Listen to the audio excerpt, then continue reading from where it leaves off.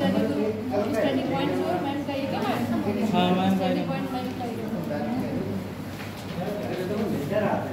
कौन है क्या बाहर? बहुत लोग हैं मैम अभी।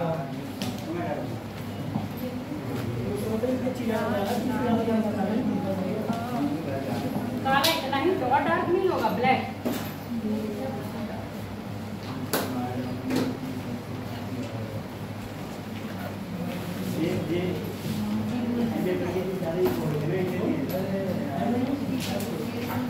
मिला नहीं? है ही नहीं, मैंने कल दिया था। कौन कौन है क्या बाहर? बहुत लोग ऐसे मैम देखिए। अरे ये बाहर ही बाद में बात कर लिया करें, फिर छूट जाता है। वीडियो स्टार्ट है, चलो बैठो। क्या पढ़ना है? क्या पढ़ रहे हैं बताओ? क्या पढ़ाया था लास्ट क्लास में? सैटरडे की लास्ट क्लास। आज सैटरडे है ना? कल नहीं आए थे, उससे पहले लास्ट सैटरडे आए थे। भैया पेन गिरा लिया था ना? भैया पेन खाओ। क्यों हंस रहे हो तुम लोग? भैया नहीं क्या हो? मैम भैया को भैया ही बोलेंगे। भैया को भैया ही बोलेंगे। रक्षाबंधन पढ़ने को है। आज हम बात करेंगे internal structure of earth.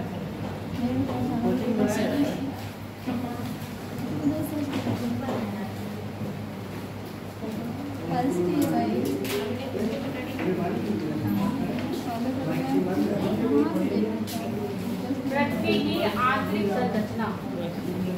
Sir मंगा रहे हैं।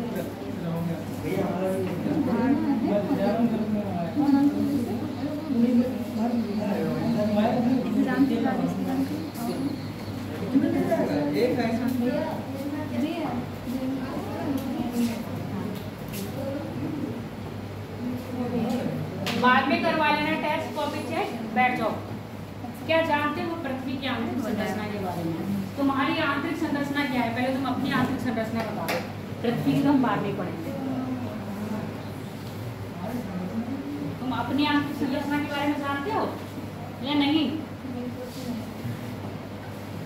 क्या तुम्हारे में क्रस्ट मेंटल कोर है? नहीं है?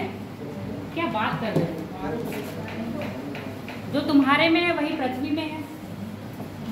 बताओ अपनी संरचना बताओ पहले, पृथ्वी की तो बाद में बात करेंगे। स्वाति अपनी संरचना बताओ, मानव की संरचना कैसी हुई है?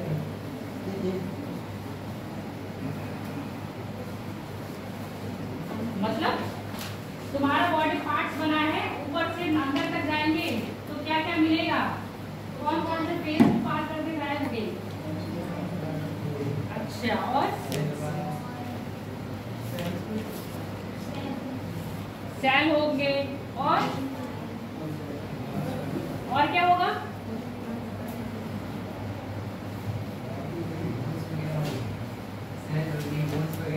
बोन्स वगैरह होंगे। तो बोन्स कैसे फॉर्म में पाई जा रही है? बोन्स पाई जा रही है ना? बोन्स को ऐसे दबाओगे तो क्या गड्ढा होगा? नहीं होगा ना। और बोन्स से ऊपर क्या पाई जा रहा है? मसल्स। उस मसल्स को दबा रहे हो तो गड्ढा हो रहा है। तो मसल्स कौन सी है?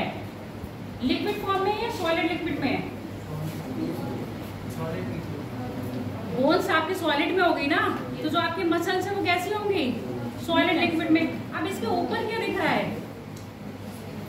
स्किन दिख रही है ना। तो हम ऐसे मान लें आपकी बॉडी में ऊपर एक पतली स्किन हो गई, पतली के बाद एक थोड़ी सी चौड़ा सा मसल्स हो गया, और चौड़े मसल्स के अंदर क्या हो गई? एक बोन हो गई, है ना। कुछ ऐसे ही तो बन रहा है, और कुछ ऐसी क्या बनी है? आपकी अर्थ बनी है। जो पतला है उसको हम कह रहे हैं क्रस्ट, जो थोड़ा सा मोटा है उसको कह रहे हैं मेंटल, और जो थोड़ा सा और अंदर है उसको कह रहे हैं हम कोर। सेम कोर भी क्या है आपका? ठोस है। मेंटल क्या है? थोड़ा सा सॉलिड लिक्विड है। और जो आपका क्रस्ट है वो क्या है? सॉलिड है। दिख रहा है क्या है आपका? सॉलिड। जो ऊपर देख पा रहे हो ये सब चीज क्या है आपकी? सॉलिड है। पृथ्वी कैसे बनी?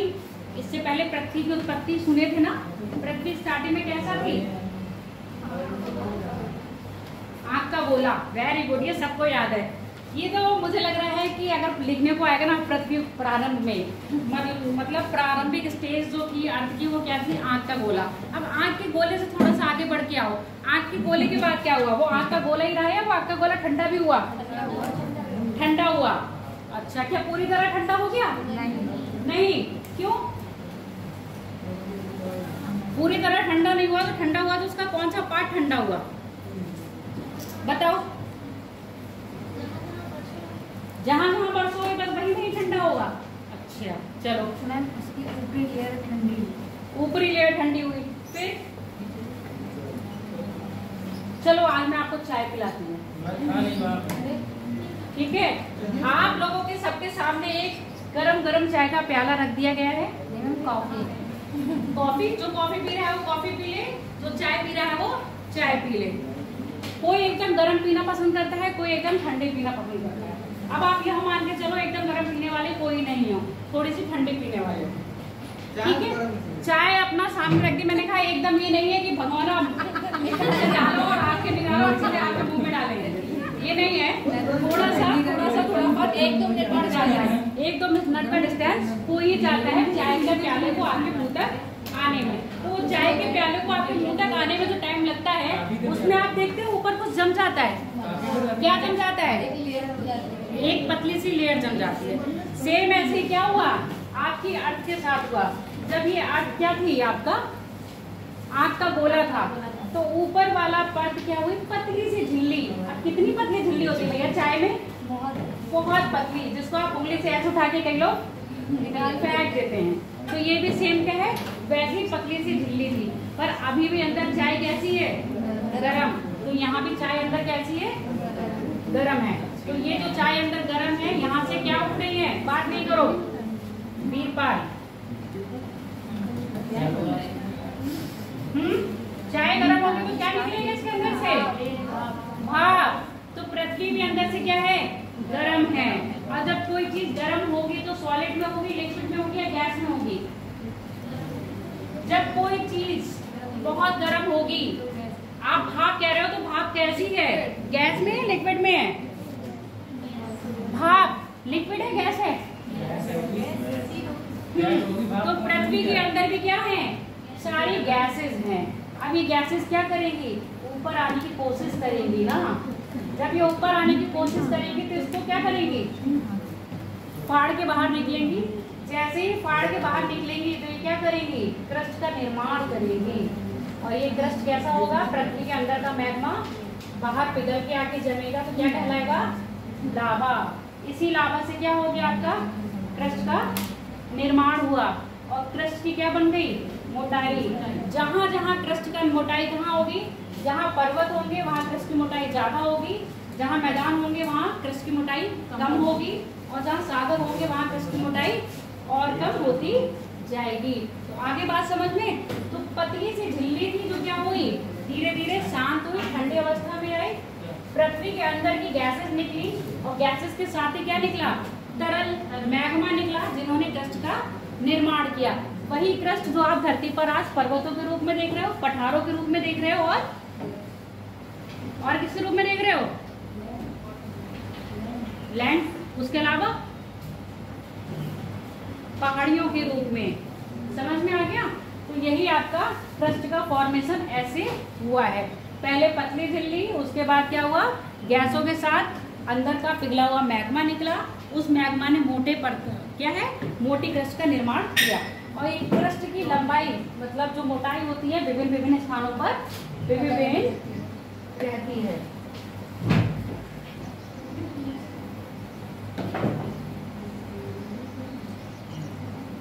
ये कॉन्टिनेंट है,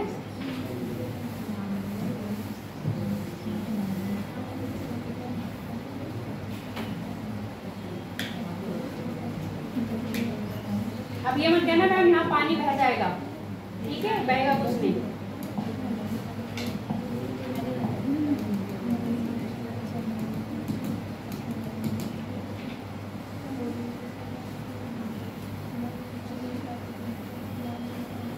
कौन भिनभिना रहा है पीछे, भिनभिना रहा है, क्यों भिनभिना रहे हो,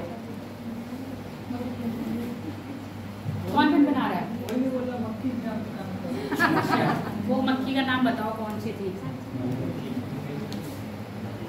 अब ये दिख रहा है ना, ये पूरा आपका कॉन्टिनेंट है, ठीक है, यानी कि लिथ्नोस्फीयर, ऐसा मंडल, स्थल मंडल। स्थल मंडल पे आपके क्या होगा, स्थल भी होगा और जल भी होगा। आगे बात समझ में। जहां पर पर्वत है, यहाँ पर देख रहे हो मोटाई है ज्यादा, यहाँ पर जो लावा निकला बहुत ऊंचे ऊंचे गया, और यहाँ पर क्या हुआ, बहुत कम ऊंचा गया, और यहाँ पर क्या हुआ, थोड़ा सा और कम। निर्माण दोनों ने करा है। निर्माण क्या है, जितना भी मैग्मा निकला सब ने ही किसका करा है, आपके क्रस्ट का निर्माण किया। पर सागरों में कौन से होते हैं, ओशन क्रस्ट किसका बना हुआ होता है, और कॉन्टिनेंटल क्रस्ट किसका बना हुआ होता है।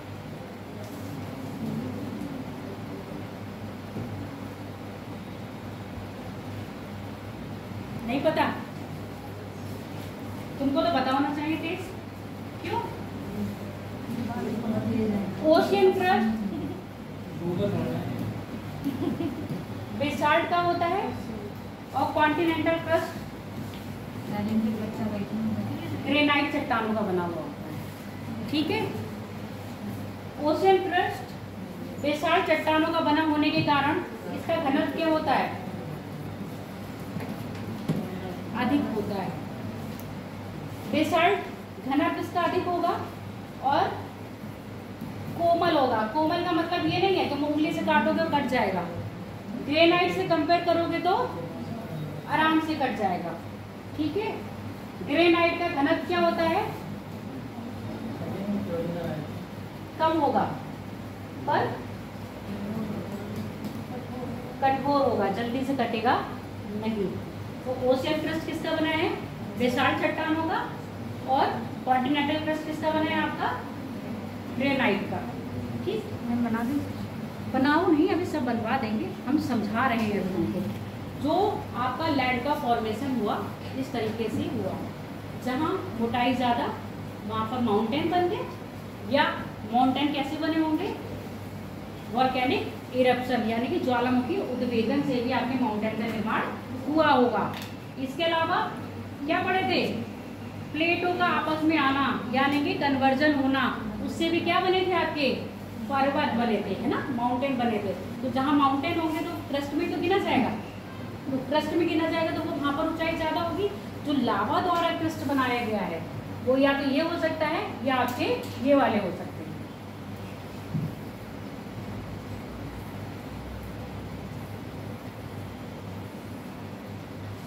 ये कौन से माउंटेन है आपके, वॉल्केनिक माउंटेन है। तो लावा द्वारा निर्मित माउंटेन आपके ज्वालामुखी माउंटेन हो गए, क्रस्ट हो गया। और जो आपका ओशियन क्रस्ट है वो भी किससे बना हुआ है, आपके पृथ्वी के मैग्मा से बना हुआ है। अब मैग्मा बहुत तरीके से जमता है, धरातल के अंदर भी जमता है और धरातल के बाहर भी जमता है। तो जब धरातल के बाहर जमेगा वो कैसे जमेगा, धरातल के अंदर कैसे जमेगा, उसमें कौन सी चट्टानें फॉर्म होगी, ये सब आपका टॉपिक किसमें है, आपके चट्टानों में है। अब धरातल के अंदर समझ लो, ये ऊपर जम गया यहाँ पर, तो ये बन गया बेसाल्ट क्रस्ट। अगर इसी के नीचे जमा होता तो क्या ये बेसाल्ट क्रस्ट कहलाता, नहीं कहलाता ना। आगे बात समझ में। तो कभी अगर पूछा जाएगा जो ओशियन आपके ओशियन क्रस्ट है वो किसका बना हुआ है, सबको पता है बेसाल्ट का बना है, पर अपर पूछा जाएगा तो बेसाल्ट का, और लोअर पूछा जाएगा तो बेसाल्ट का नहीं है। आगे बात समझ में। अब हम बात करेंगे अगर आपकी संरचना किसकी, पृथ्वी की आंतरिक संरचना सबको पता है, जैसे अभी एग्जाम्पल दिया था आपकी बॉडी का, ऊपर आपको स्किन दिखाई दे रही है, इस ऊपर जो आपको दिखाई दे रहा है वो आपका क्रस्ट है, उसके बीच में क्या है आपका मेंटल है, उसके अंदर कोर है। तो जो हम क्रस्ट मेंटल कोर की बात करते हैं ये क्या है आपकी पुरानी कह लो या रासायनिक आधार पर पृथ्वी की आंतरिक संरचना का विभाजन किया है। इसके आधार पर एक नई थ्योरी आई जिसको मॉडर्न थ्योरी कहते हैं, उसको कहते हैं यांत्रिक के आधार पर पृथ्वी के आंतरिक, मतलब पृथ्वी के आंतरिक विभाजन। तो आंतरिक आधार पर जो मतलब यांत्रिक आधार पर जो किया गया है उसमें होता है आपका लिथ्नोस्फीयर, एस्टेनोस्फीयर, मीसोस्फीयर और बैरोस्फीयर। ये चार हैं। इसको हमने भूकंप की तरंगों के आधार पर बांटा है। आगे बात समझ में, भूकंप की तरंगों के आधार पर। और जो हमारा कोर मेंटल क्रस्ट है उसको हमने रासायनिक गुणों के आधार पर डिवाइड किया है। जिसमें आपका पुराना और थ्योरी सुनोगे तो सियाल, सीमा और निफे, ये चीज़ है। तो अब हमें पता कैसे चल रहा है, जो हम ये बांट रहे हैं पृथ्वी को, कि पृथ्वी की आंतरिक संरचना ऐसी है। आपके अंदर लिक्विड है, आपकी बॉडी में लिक्विड है।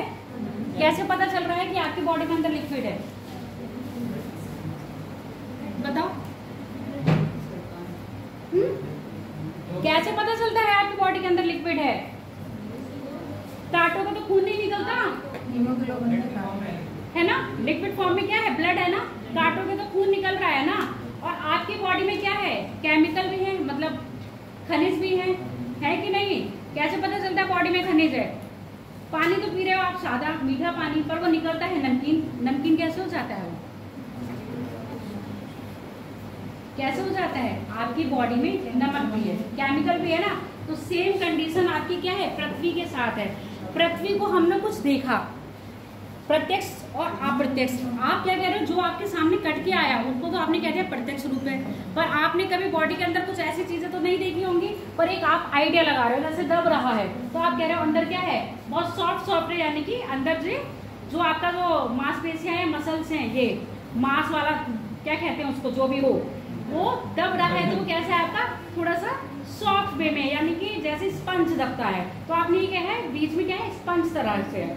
तो ऐसे ही क्या है, अगर पृथ्वी दब रही है, यानी कि अगर उसके अंदर से कुछ लिक्विड फॉर्म में निकल रहा है, इसका मतलब क्या है, पृथ्वी अंदर से कैसी है? अगर कुछ अंदर से लिक्विड फॉर्म में निकल रहा है तो पृथ्वी को क्या मानोगे आप,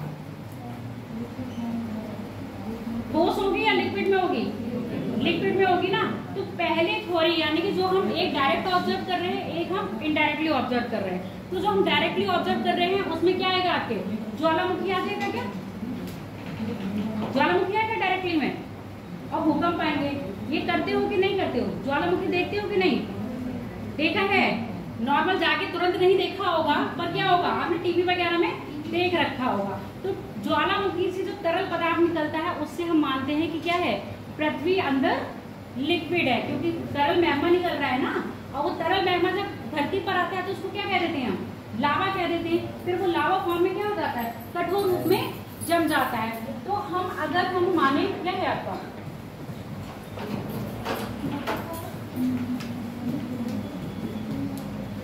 ज्वालामुखी क्रिया, तो ज्वालामुखी क्रिया कैसी होगी आपकी, प्रत्यक्ष। प्रत्यक्ष अर्थात में हम कह रहे हैं कि ज्वालामुखी से निकल रहा है जो मैग्मा, वो तरल पदार्थ में, तो पृथ्वी अंदर कैसी है आपकी, तरल रूप में। पर क्या ये बात सही बैठ रही है, क्या पूरी तरह है? तो हम ज्वालामुखी की क्रिया के आधार पर पृथ्वी की आंतरिक संरचना की पूर्ण बात नहीं कर सकते। फिर आपका आता है भूकंप आधार पर।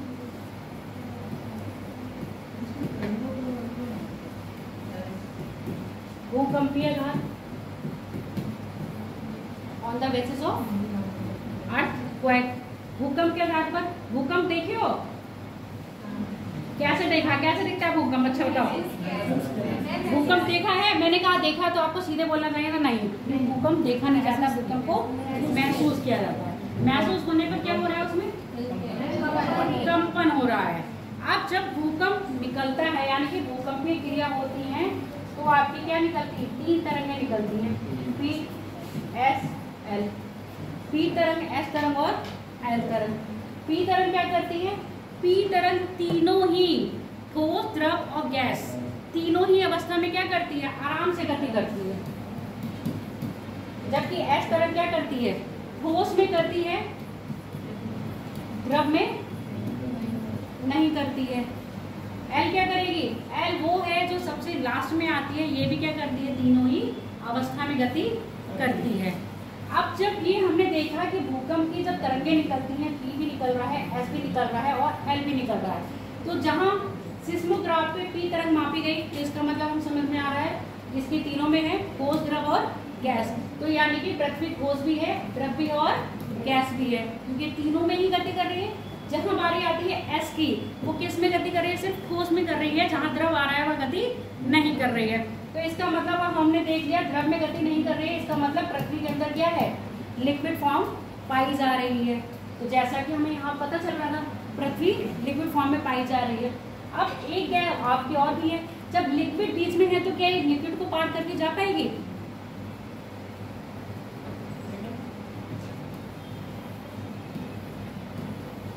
मान लो यहाँ भूकंप आया है, ठीक है,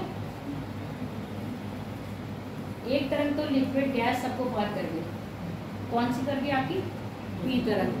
जबकि एस तरंग मैंने क्या है, द्रव में गति नहीं करती, सिर्फ ठोस में करती है। अब आपको पता है जो क्रस्ट है क्या है, ठोस है, मेंटल क्या है, वो लिक्विड में। तो ये क्या इधर पहुंच जाएगी ना, इधर इसमें तो नहीं प्रवेश करेगी। जैसे ही कहाँ आएगी, लिक्विड में आएगी, अपने आप को डाइवर्ट कर लेगी। तो इसका ये पता चल गया कि यहाँ पर गैस तो नहीं है ना, पृथ्वी यहाँ ठोस है, पृथ्वी यहाँ ठोस है, पर बीच में क्या है, लिक्विड फॉर्म में है। क्यों लिक्विड फॉर्म में है? क्योंकि यहाँ एस तरंग क्या हो गई, डाइवर्ट हो गई। ये एस तरंग कहाँ मूव नहीं कर पा रही थी, द्रव में मूव नहीं कर पा रही थी। इतना कॉन्सेप्ट समझ में आया कि नहीं? तो भूकंपीय आधार पर सटीकली हम लोग को क्या पता चलती है, आपके पृथ्वी की आंतरिक संरचना के बारे में पता चलता है। जो सुटेबल ही पृथ्वी की क्या बताती है, अंदर से ठोस, द्रव, गैस नहीं है, ठोस और द्रव में क्या है आपकी पृथ्वी डिवाइडेड है, जिसका कोर क्या है, ठोस है, मेंटल क्या है, द्रव है, और क्रस्ट तो आपको दिखाई दे रहा है कि वो क्या है, आपका ठोस फॉर्म में है। इसके अलावा आप प्रत्यक्ष रूप से कौन से हो सकते हैं? ये तो प्रत्यक्ष हो गया, जो आप भूकंप भी महसूस कर लिए और ज्वालामुखी भी देख लिए। आप प्रत्यक्ष रूप से कैसे होगा? हाँ बोलो।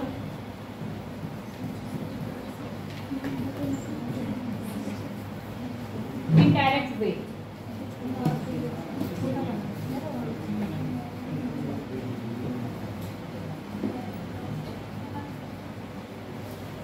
पहला है घनत्व,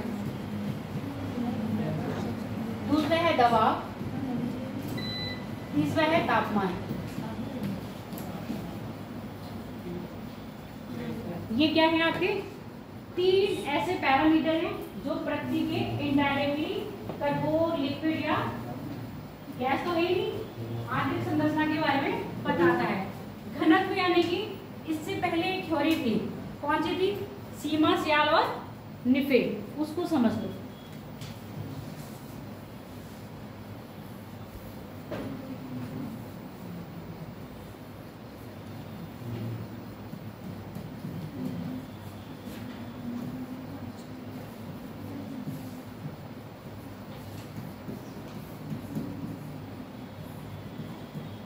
निफे, सीमा, सियाल और निफे, ये क्या है आपके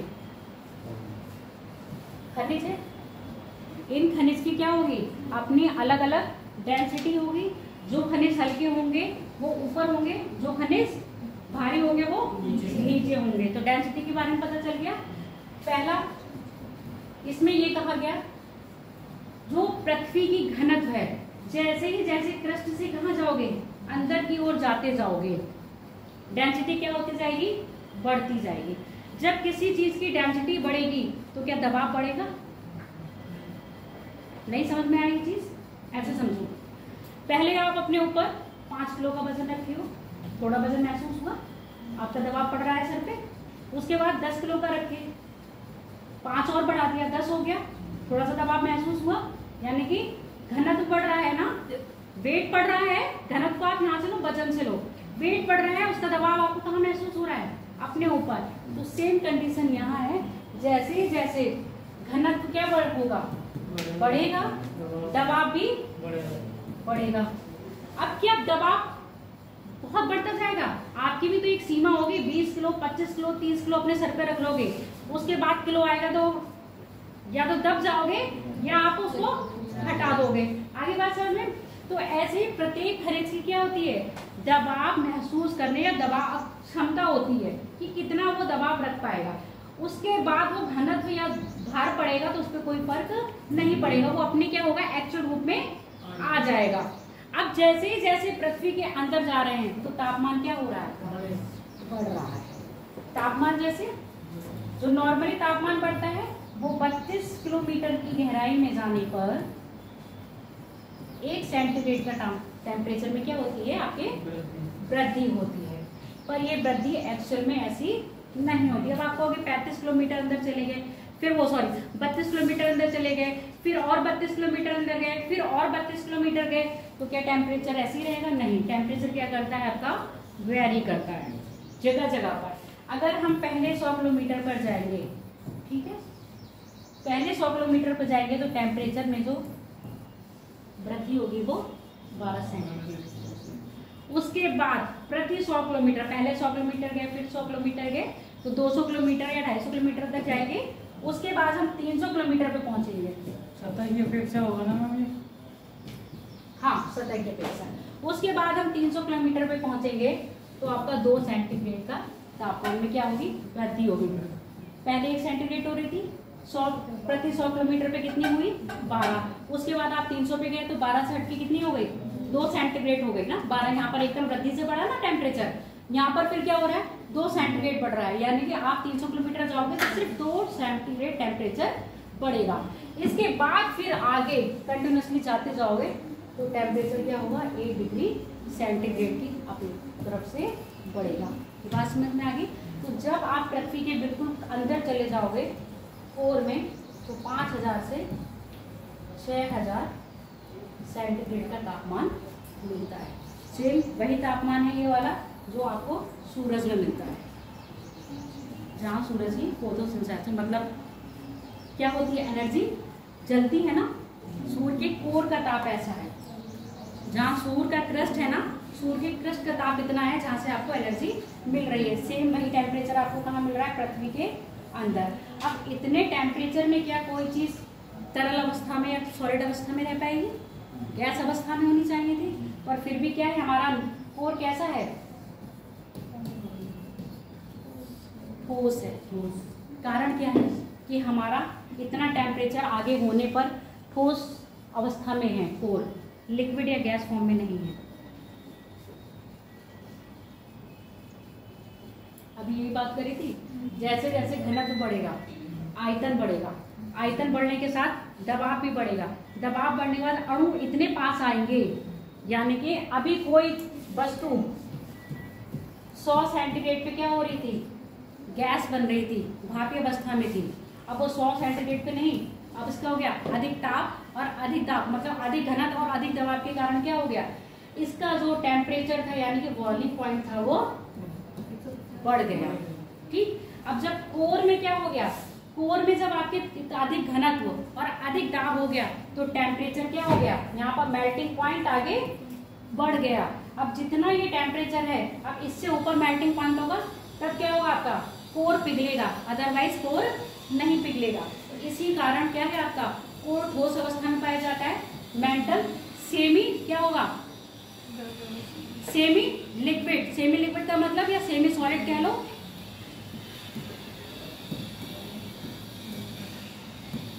लिक्विड से अच्छा है सेमी सॉलिड कहना।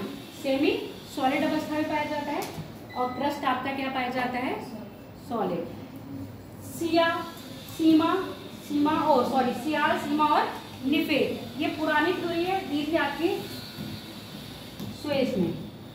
स्वेज ने रासायनिक गुणों के आधार पर, यानी इनमें मिलने वाले खनिज के आधार पर इसे 3 बांटने में भागा था, सियाल, सीमा और निफेर। इन्होंने कहा था जो आपका सियाल है वो सीमा के ऊपर क्या कर रहा है? फ्लो कर रहा है, सीमा के ऊपर फ्लो कर रहा है। आगे हम जाके देखेंगे ये थ्योरी क्या हो जाएगी, इनकी रॉन्ग साबित होगी। यानी कि उनका कहने का मतलब है ये क्या है? आपका लिक्विड फॉर्म में, ठीक है लिक्विड फॉर्म में कह रहे हो, पर इन्होंने क्या है? क्रस्ट कहा है, जो आपका क्रस्ट है यानी कि ओशियन को किस में ले लिया इन्होंने? सीमा में ले लिया। और ये कहा है कि सियाल सीमा के ऊपर तैर रहा है, और यहाँ पर जबकि सीमा के अंदर ही क्या हो रहा है? आपका ओशियन आ रहे हैं। समझ में आ गया? डायरेक्ट और इनडायरेक्ट कैसे हमने पृथ्वी की आंतरिक संरचना को जाना। डायरेक्ट में आपकी ज्वालामुखी हो गया और भूकंप हो गया। इनडायरेक्ट में कौन हो गया? आपका घनत्व, दबाव और टेम्परेचर, यानी कि डेंसिटी, प्रेशर और टेम्परेचर। ये क्या हो जाते हैं? आपके इनडायरेक्ट सोर्सेज हो जाते हैं पृथ्वी की आंतरिक संरचना को जानने में। फॉर्म कैसे हुआ ये पता चल गया। अब हम बात करते हैं पहले। हाँ, ये 32 किलोमीटर वाला में एक बार बता दीजिए। देखो नॉर्मली क्या होता है, आप पृथ्वी की गहराई में 32 किलोमीटर तक जाएंगे तो सिर्फ 1 डिग्री टेम्परेचर की बढ़ोतरी होगी। यानी कि अगर यहाँ पर 50 है तो 32 किलोमीटर जाने पर आपको 51 सेंटीग्रेड ही मिलेगा। ठीक, पर ये ऐसा नहीं है कि हर 32 किलोमीटर जाने पे ही बढ़ेगा, बीच बीच में क्या होगा, वेरी कर देगा। वेरी करा तो यानी कि अब आप 100 किलोमीटर पे गए, ऊपर से 100 किलोमीटर यानी कि 32 किलोमीटर के बाद फिर नीचे पहुंचे 100 किलोमीटर पे, तो टेम्परेचर क्या होगा, एकदम 12 सेंटीग्रेड बढ़ जाएगा। अब इसका मतलब ये भी नहीं है कि प्रत्येक 100 मीटर पे जाओगे तो 12 सेंटीग्रेड बढ़ेगा। 300 मीटर पे जाने पर क्या बढ़ रहा है आपके, 200 सेंटीग्रेड बढ़ रहा है। उसके बाद आगे जाओगे तो 1 सेंटीग्रेड बढ़ रहा है। तो यहाँ पर जो टेम्परेचर के बढ़ने की फ्रीक्वेंसी है वो स्टेबल नहीं है, वो क्या कर रही है, वेरी कर रही है हर किलोमीटर के आसपास। क्लियर हो गया? और तो कोई डाउट नहीं है इसमें?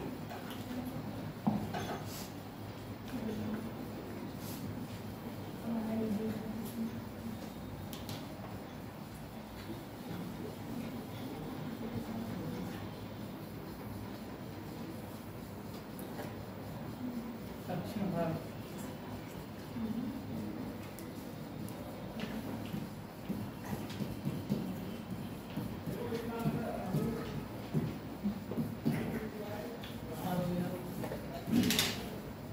Crust, mental, core, simple simple एक एक चित्र समझते जाओ तब समझ में आएगा।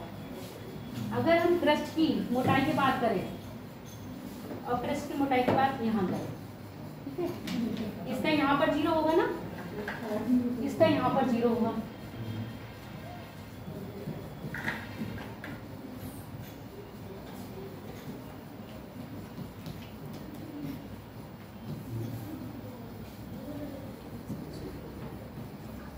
कहीं कहीं बुक में 100 भी दे रखी है, ठीक है।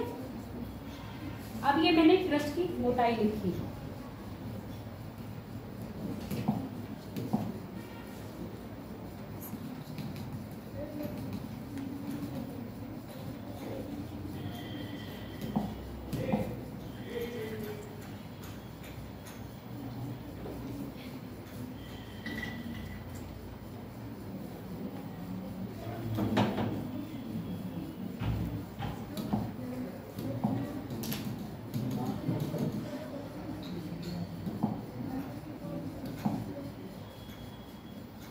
यहाँ से लिया, यहाँ से क्यों नहीं लिया बताओ।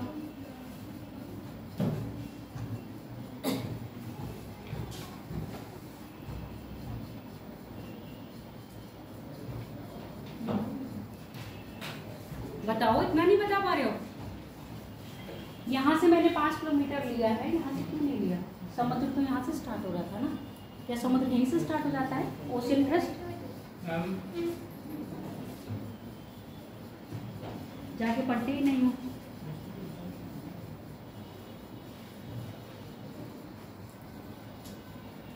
बताओ 23। ओशियन तो यहाँ से स्टार्ट हो गया, पर मैंने यहाँ से 5 किलोमीटर लिया, यहाँ से क्यों नहीं लिया?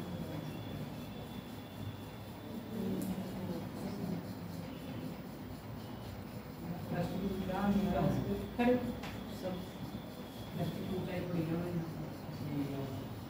इसलिए लिया।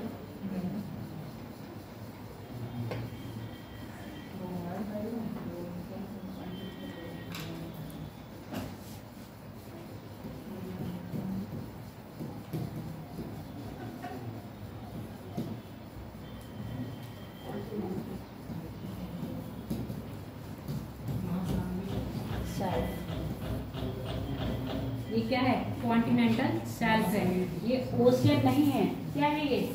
कॉन्टिनेंट ही है, आपका स्थलखंड है, ओशियन नहीं है, इसीलिए इसको यहाँ से नहीं लिया। भूल गए ओशियोलॉजी में जब पढ़ाया था, crust, continental shelf, continental drip, सब भूल गए, कुछ याद नहीं है। क्या करोगे?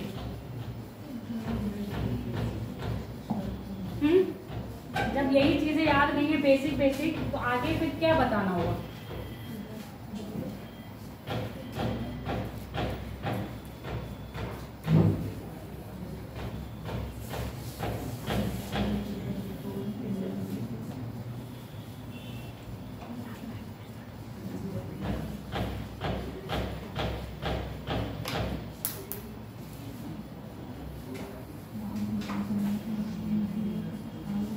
क्रस्ट को भी फर्दर 2 पार्ट में डिवाइड करा। पहला सिंगल बता दिया था, क्रस्ट, मेंटल, कोर।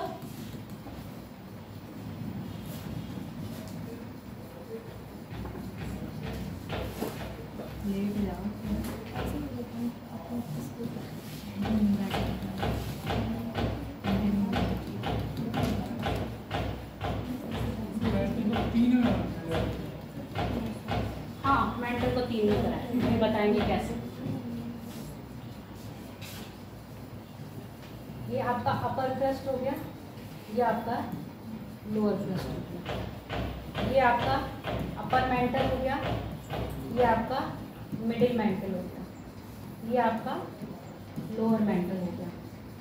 इसके बाद ये आपका है अपर कोर कह लो या आउटर कोर कह लो, और ये है आपका इनर कोर।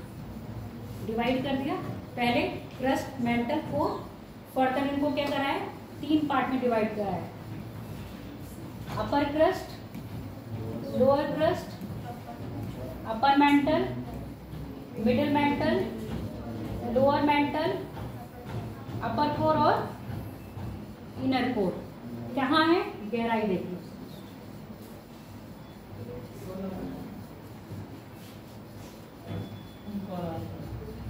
क्या कह रहे हैं, आने को ऐसा कोई इम्पोर्टेंट नहीं होगा।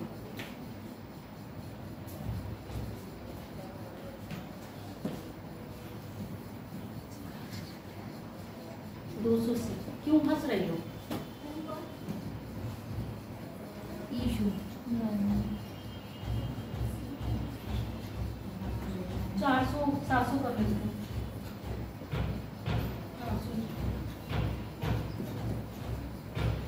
400 से 700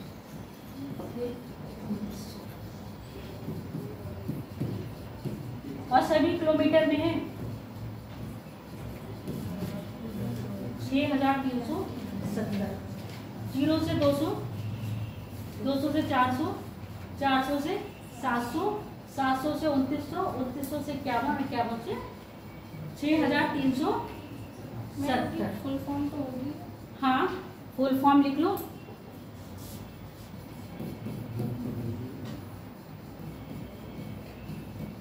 अपर क्रस्ट,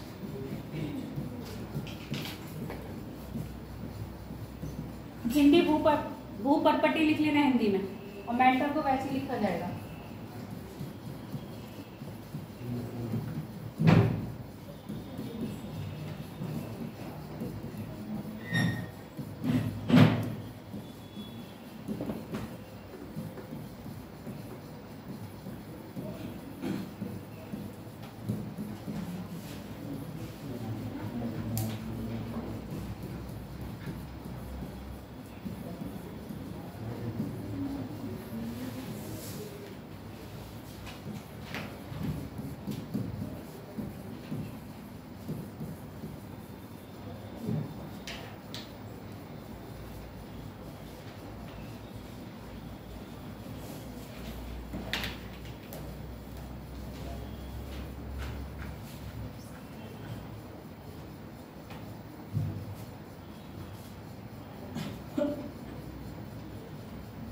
हो गया? आज बहुत चित्र है, लिखवाऊंगी। कितना टाइम हो गया?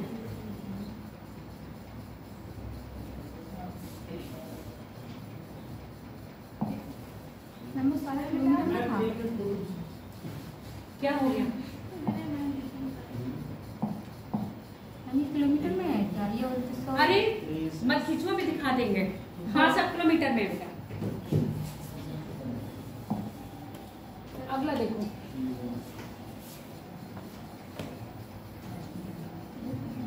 अभी आपने लेंथ देखी थी, अब मैंने बोला था क्रस्ट को भी क्या है, 2 पार्ट में डिवाइड करा है। ठीक है, अपर क्रस्ट को लोअर क्रस्ट से जो अलग करता है उसको क्या बोलते हैं, बताओ?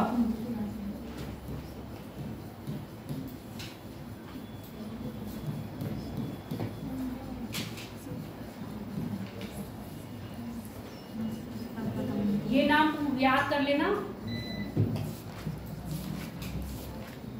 क्रस्ट को मेंटल से जो अलग करता है उसको कहते हैं मोह। सब दिखा देंगे, चिंता मत करो। अगर हम दिखा देंगे तो आप बनाओगे नहीं, और इसको जितना बनाओगे उतना याद होगा। अब ये अपर मेंटल है और ये अपर मेंटल हो गया, ये लोअर मेंटल हो गया। इसको अलग कर रहा है रेप्टी,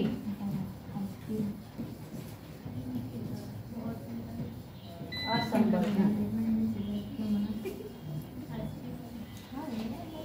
मेंटल को कोर से अलग कर रहा है गुटेन वर्ग, असंवर्धन। और इनर कोर को आउटर कोर से अलग कर रहा है लेहमैन।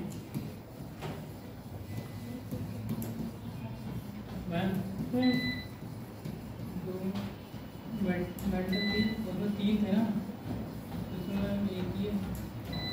वो तीन अभी मैं बताऊंगी, वो तीन डिवाइड कैसे करेगा, ठीक है। ये नाम लिख लिया। ये भूकंपीय तरंगों के आधार पर डिवाइड किया गया है। मैं बुटेन वाली व्यक्ति भी तो, बुटेन वाली जो आपने लिखा है एक, ये तो यहाँ पे एक प्लेस है, लेकिन बुटेन वाली व्यक्ति भी तो था। गुटेन वाली व्यक्ति, गुटेनबर्ग व्यक्ति के नाम पे ही लगाया गया है। ये जितने सारे हैं भूशास्त्री हैं जिन्होंने इनका पता लगाया, उन्हीं के नाम पे उनकी रेखाओं को बोल दिया है, समझ गए। ये सारे भूशास्त्री हैं जिन्होंने लेयर का पता लगाया। क्या कौन रॉड आगे वाला असंवर्धन क्षेत्र, क्षेत्र लिखते जाना। इंग्लिश वाले टेंशन मतलब दिखा दे रहे हैं, क्योंकि मुझे फिर उसमें इंग्लिश में लिखना पड़ता। अब मैं फटाफट पिक्चर दिखाती जाऊंगी और लिखवाती जाऊंगी, और कुछ नहीं समझ में आया तो बता दो। और ये मेंस के लिए इम्पोर्टेंट चैप्टर और इम्पोर्टेंट टॉपिक मेंस के लिए और पीईटी के लिए तो है ही। क्या हुआ, जल्दी जल्दी बनाओ, इतना टाइम नहीं है, फटाफट रफली बनाया करो।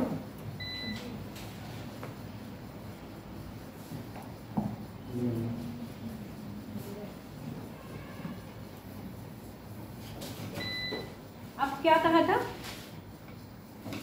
पहले बोला था सियाल किसके ऊपर तैर रहा है, सियाल किसके ऊपर तैर रहा है,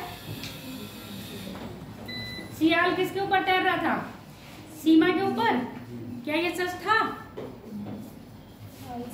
0 से 30 डिग्री यानी कि 30 किलोमीटर आगे भी बढ़ा सकते हो। तो यहाँ पर क्या होगा, अगर यहाँ पर्वत हो जाएंगे तो ये क्या हो जाएगा, 100 हो जाएगा। आगे बात समझ में। अब इधर हमने पर्वत नहीं माने, नॉर्मल क्या माना है, नॉर्मल क्रस्ट है जो क्या है, स्थल है। 0 से 30 किलोमीटर है। अब ये 30 किलोमीटर में जो आपका क्रस्ट है, और ये मैंने अभी डिवाइड करा था 200 किया था। ये 200 की लेयर किसको बताई थी, मुंह बताया था। ये 200 तक और यहाँ तक ये लग रहा है आपका लिथनोस्फीयर। क्या लग रहा है,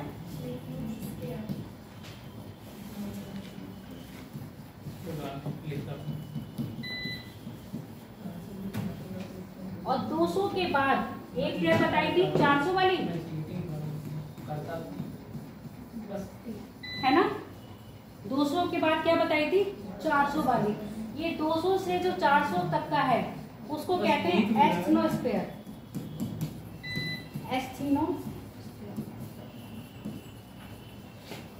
एस्थेनोस्फीयर।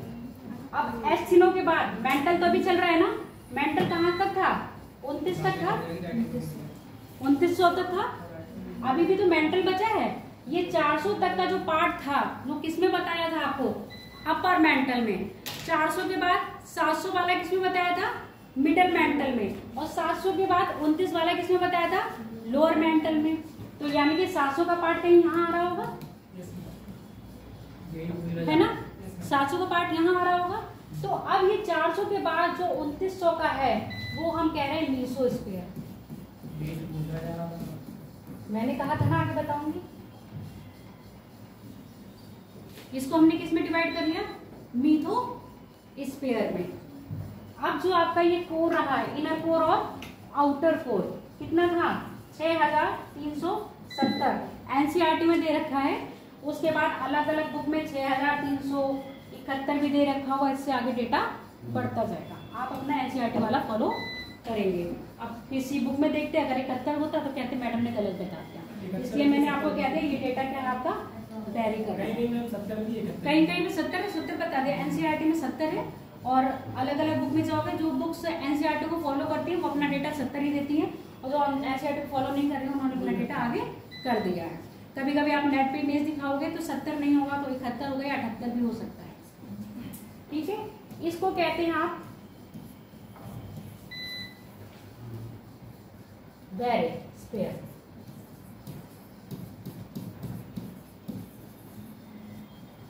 Very spare. अब इन्होंने कहा है जो लिथनोस्फीयर है, यानी कि ये आपका कौन सा है, अपर मेंटल का पार्ट है ना, अपर मेंटल सेमी लिक्विड में है। क्या है आपका सेमी लिक्विड, यानी कैसा है, थोड़ा सा सॉरी ठोस है, ये सॉलिड है।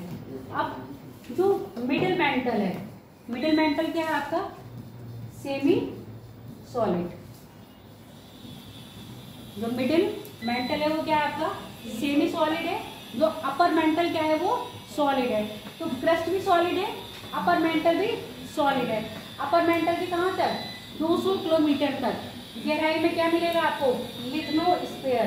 यही लिथनोस्फीयर क्या करता है एटमॉस्फेयर पर फ्लोट करता है, क्योंकि एटमॉस्फेयर क्या है सेमी सॉलिड है, यानी कि ना ही वो पूरी तरह लिक्विड है और ना ही वो पूरी तरह सॉलिड है। ऐसे समझ लो जैसे आपने जेली देख रखी है या आप टूथपेस्ट करते हो, ना वो सॉलिड होता है वो ना वो लिक्विड होता है, पर जब उसको प्रेस करते हो तो वो बाहर निकल के आ जाता है। तो सेम कंडीशन ये है, ये क्या है आपका सेमी सॉलिड है। अब प्लेट मूव कैसे करती है,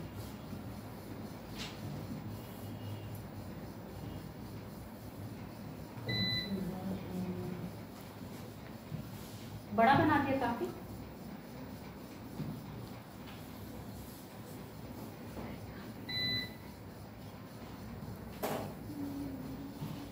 देखो चित्र में इसलिए बनवाती हूँ, चित्र कॉपी पे होंगे तो तुम लोग भले ही थोड़ा बहुत तो समझ में आ ही रहा होगा, अच्छी तरह समझ में नहीं आ रहा होगा तो इतना तो मैं गुजारिश कर ही रही हूँ कि समझ सकते होगे, और नहीं समझ सकते हो दोबारा जाके पढ़ोगे तो ये चीज़ें समझ में आएंगी। कमी कहाँ रहती है, आप लोग घर जाके दोबारा ज्योग्राफी नहीं पढ़ते हो। ज्योग्राफी के मुझे 100% विश्वास है कि आप कोई भी सब्जेक्ट नहीं पढ़ते हो जाके, समझे, और ऐसे काम नहीं चलता है। तो ये जो का है आपका ये बनाया है मैंने,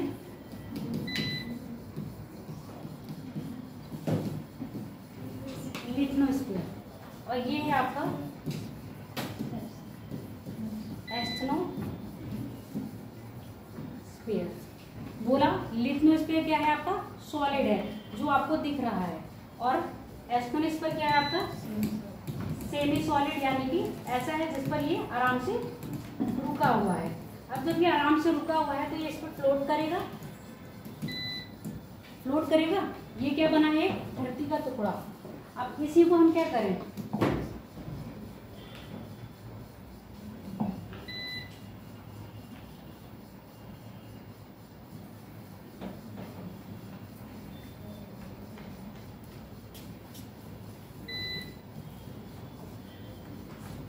ठीक है।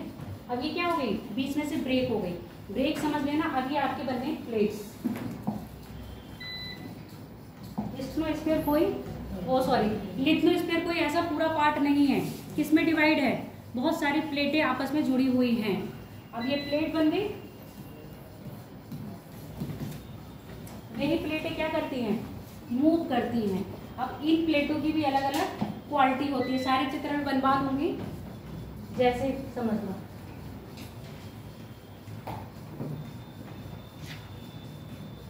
इस प्लेट पे क्या है स्थल दिख रहा है, यानी कि कॉन्टिनेंट प्लेट हो गई,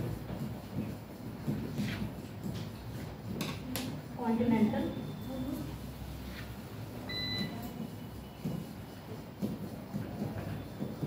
प्लेट।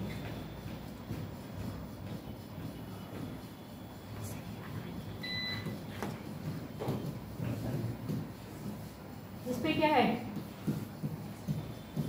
ये हो गया उसकी ओशन प्लेट, और कोई प्लेट ऐसी होगी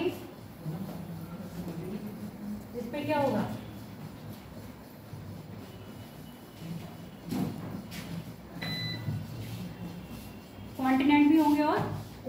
हो गई, वो प्लेट क्या रह जाएगी, ओशियन कॉन्टिनेंट प्लेट। ये 3 प्लेट हैं जो क्या करती हैं, मूव करती हैं, या तो करेंगी कन्वर्जन, या करेंगी डाइवर्जन, या अप डाउन मूवमेंट करेंगी। तो इन्हीं मूवमेंट के कारण क्या बनता है, आपके धरातल पर स्थलाकृति बनती हैं। अब पिछले वाले उस पर आ जाओ। अब मान लो ये प्लेट इधर भी मूव कर सकती है, कौन सी है, दोनों प्लेट है मान लो, ये प्लेट इधर इधर भी मूव कर सकती है, तो ये प्लेट इधर फ्लो करेंगी, ये प्लेट इधर और इधर भी आ सकती है, ये प्लेट इधर और इधर भी आ सकती है, ये प्लेट इधर भी जा सकती है। तो यहाँ पर अगर ये प्लेट इधर जा रही है, ये प्लेट इधर जा रही है, तो बीच में गैप आ जाएगा, तो यहाँ पर समुद्र बन जाएंगे। आगे बात समझ में। अब ये प्लेट क्या हो रही है, इधर इधर आ रही है, तो यहाँ पर पर्वत बन जाएंगे, कन्वर्जन हो रहा है। ये प्लेट क्या हो रही है, मूवमेंट कर रही है, तो यहाँ हो सकता है भ्रंश का निर्माण हो। तो ये प्लेटें क्या करती हैं, एस्टेनोस्फीयर पे क्या कर रही हैं, मूव कर रही हैं। कौन सा, लिथनोस्फीयर। लिथनोस्फीयर किस पे मूव कर रहा है, एथनोस्फीयर। तो अभी तभी आपके कॉन्टिनेंट क्या हो रहे हैं, फ्लो कर रहे हैं। तो ये आपकी जो थ्योरी थी, जो दी है, मॉडर्न थ्योरी है, और मॉडर्न थ्योरी किसमें दी है, यांत्रिक आधार पर प्रसिद्ध है, जिसमें आपको लिथनोस्फीयर, एस्टेनोस्फीयर, मेसोस्फीयर और बैरिस्फीयर में बांटा है। अब लिखना प्रारंभ कर दो। फोटो दिखा दूं, कहोगी मैडम इतना बनवाएं, दिखाएं तो कुछ है नहीं हमको। अच्छा, पीडी नहीं लगाई आज मैंने, लाई भी हूँ।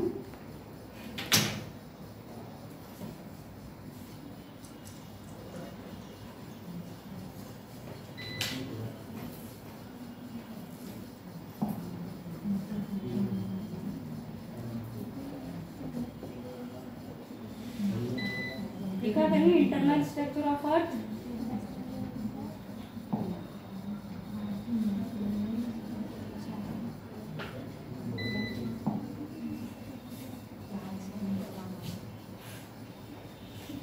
चलो आइसक्रीम खानी है, आइसक्रीम खा लेना, कोई दिक्कत नहीं है। देखा तो आइसक्रीम और ये सब पता नहीं क्या क्या खाई है फ्रेंड का। चलो अब लिखो, पहला हेडिंग डालो ऊपर, पृथ्वी की आंतरिक संरचना।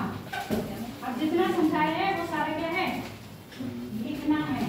पृथ्वी की आंतरिक संरचना,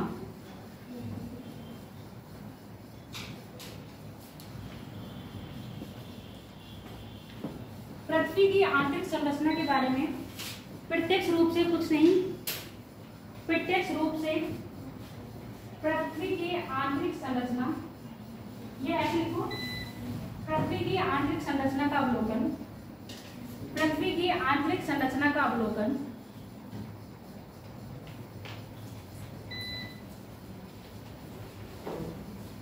प्रत्यक्ष रूप से करना असंभव है।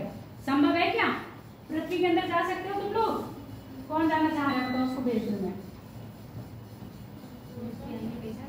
देख के आओगे, जिंदा नहीं बचोगी वहां, जीवाश्म बन के आओगी, बाद में तुम्हारे शरीर में पेट्रोलियम निकाला जाएगा। क्या है, प्रत्यक्ष अवलोकन करना असंभव है, प्रत्यक्ष अवलोकन करना असंभव है, प्रत्यक्ष अवलोकन करना असंभव है, ठीक है। फिर भी कुछ प्राकृतिक घटनाओं के आधार पर, फिर भी कुछ प्राकृतिक घटनाओं के आधार पर तथा भूगर्भ शास्त्रियों के अध्ययन के आधार पर, भूगर्भ शास्त्रियों के अध्ययन के आधार पर, शास्त्रियों के अध्ययन के आधार पर, ये घर पे कर लेना,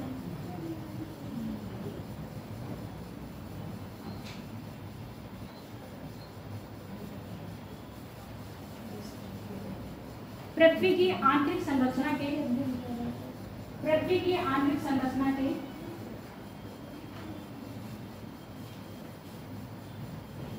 पृथ्वी की आंतरिक संरचना के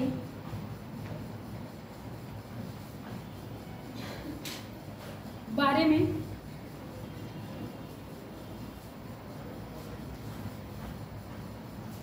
बारे में बताया जा सकता है। अब डालो पृथ्वी की आंतरिक संरचना के स्रोत। पृथ्वी की आंतरिक संरचना के स्रोत।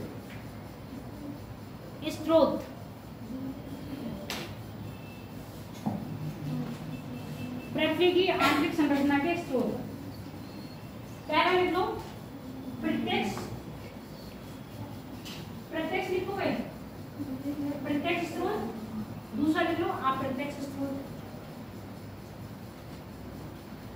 प्रत्यक्ष स्रोत, दूसरा लिख लो अप्रत्यक्ष स्रोत। इसमें पहला डालना। हाँ, अब पहला मत डालो, पहले डालो अप्रत्यक्ष स्रोत। अप्रत्यक्ष स्रोत समझाएंगे ना। अप्रत्यक्ष स्रोत के आधार पर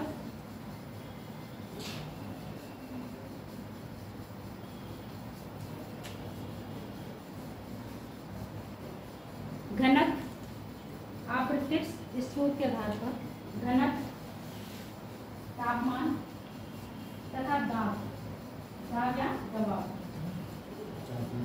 तापमान, घनत्व तथा दबाव।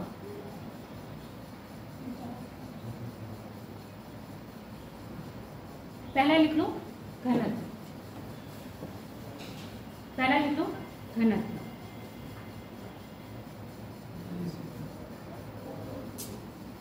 यह पाया गया है कि पृथ्वी के पृष्ठ से यानी कि ऊपरी सतह से अंदर जाने पर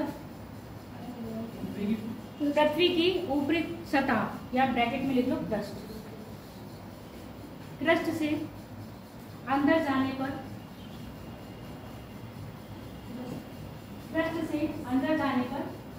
प्रायः घनत्व में वृद्धि होती है। प्रायः घनत्व में वृद्धि होती है। पृथ्वी के घनत्व में यह वृद्धि उसमें पाए जाने वाले खनिजों के भिन्नता के आधार पर होती है। पृथ्वी के घनत्व में यह वृद्धि उसमें पाए जाने वाली, पंखा बंद करते, उसमें पाए जाने वाली विभिन्न खनिजों के घनत्व में विभिन्नता होने के कारण होती है।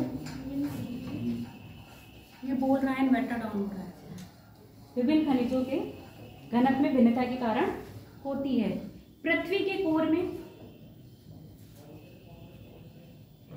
पृथ्वी का कोर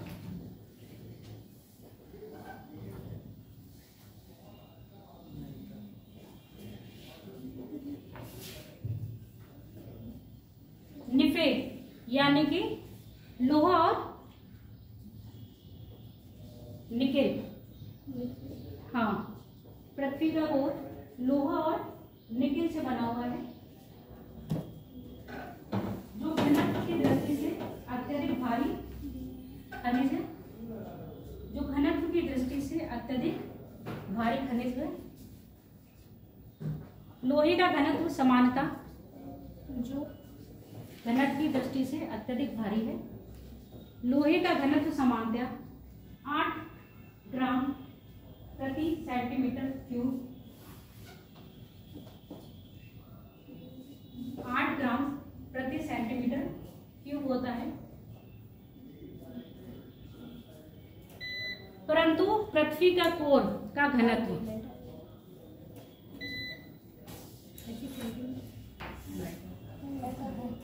मैम बहुत गर्मी लग रही है, क्या करूँ? पंखा चला दीजिए। लाइट आ गई है। और क्या, परंतु पृथ्वी का कोर का घनत्व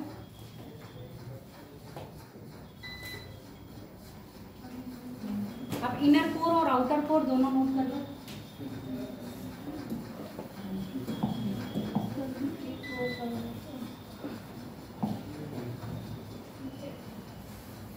इनर कोर और आउटर कोर देखो यहाँ दे रखा है। अगर हम पृथ्वी का समान घनत्व माने, पूरी पृथ्वी का घनत्व है 5 ग्राम प्रति सेंटीमीटर क्यूब, जो आपका क्रस्ट पे है 2.9 और मेंटल में 4 में कितना है आपका 13.6। यहाँ पर लिखे हुए हैं डेटा मैंने क्या अलग अलग होता है। जब आपकी एनसीईआरटी में 13.6 लिख लेना। पृथ्वी के कोर का घनत्व कितना है 13.6, ये इनर कोर का। जबकि आउटर कोर की बात करेंगे तो आपका हो जाएगा 12.9। आउटर कोर की बात करेंगे तो 12.9 हो जाएगा। और औसत बात करेंगे तो 12.3 रहेगा। इनर का ही बात कर रहे हैं हम अभी। इसमें दिख रखा है, मैंने कहा डेटा, मैं आपको एनसीईआरटी वाला बता रही हूँ। ये तो मैंने पिक्चर किससे ली है, नेट से निकाली। लिख लो औसत आएगा इसका 12.6। पृथ्वी का इनर कोर का औसत है 12.6, आउटर का है आपका 12.3, इनर का है 13.6। इसी में लिख लो पृथ्वी के मेंटल का कोर, वो मेंटल का घनत्व।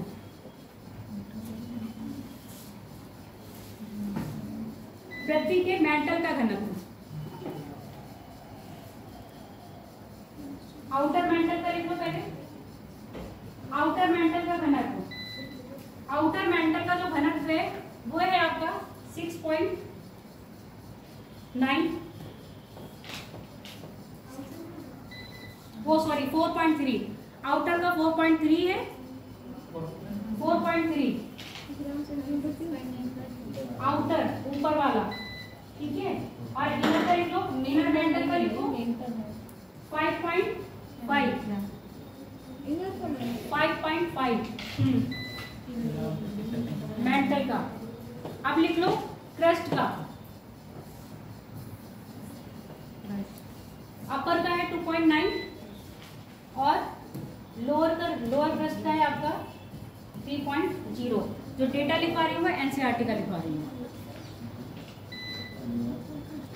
3.0 क्रस्ट में इनर का है 3.0 और आउटर का है 2.9। घनत्व की बात हो गई। और पृथ्वी का औसतन घनत्व कितना है 5.5। पृथ्वी का औसतन घनत्व 5.5। मैम बहुत कंफ्यूजन है, बहुत कंफ्यूजन है। क्रस्ट का फिर से बोलिए। क्रस्ट का जो आउटर क्रस्ट है उसका है आपका 2.9, इनर क्रस्ट है उसका है 3.0 और ओवरऑल पृथ्वी की पूरे गोले की बात कर रहे हैं हम तो 5.5 है। संपूर्ण पृथ्वी का औसतन घनत्व 5.5 है। Whole density of earth is 5.5। और ये जो अलग अलग लिखवाया है वो किसने लिखवाया है आपको, अलग अलग लेयर का लिखवा दिया। अगला लिख लो दाब, इसमें कुछ नहीं लिखना है। घनत्व नॉर्मली पूछा जाता है स्टेटमेंट में। लाइट फिर चली गई बेटा, ये बहुत रोता है। घनत्व लिखो, घनत्व हो गया। अब लिखो आप दाब, प्रेशर। उधर भी चल जाएगा। अब उधर जाके थोड़ा ना बंद कर दूंगी मैं। लिखो दबाव, प्रेशर।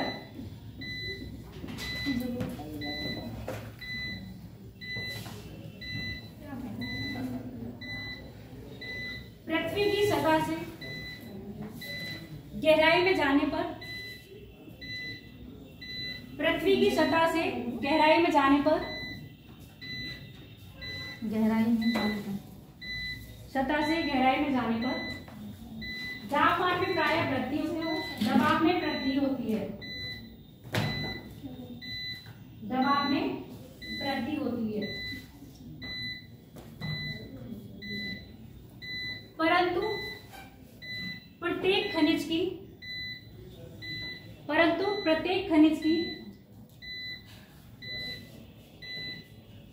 दबाव सहने की एक सीमा होती है। इसको सहने की एक सीमा को आप ऐसे समझोगे, उसकी कैपेसिटी है एक, ठीक है, कि इससे ज्यादा प्रेशर डालने पर क्या होगा, वो उस पर कोई फर्क नहीं पड़ेगा। ऐसे समझ लो, घर में 2 लोग हैं, पापा एक को बहुत डांटते हैं, वो समझ जाता है, और एक बच्चा है जितना भी डांट लो उसको कोई फर्क नहीं पड़ता है। तो ये चिकना घड़ा, उस पर कोई फर्क नहीं पड़ता। तो एक लिमिट तक क्या होगा, दबाव का असर पड़ेगा किस पे, आपके मेटल्स पर एक लिमिट के बाद उस पर कोई फर्क नहीं पड़ेगा। क्यों, उसकी कैपेसिटी क्या है, एक लिमिट तक है। अतः लिखिए क्या हो, नेक्स्ट बताऊंगा। एक सीमा के बाद दबाव भी, कितना भी दबाव पड़ेगा, कितना भी दबाव पड़ेगा, एक सीमा होता है। इस सीमा के बाद खनिज पर कितना भी दबाव पड़ेगा,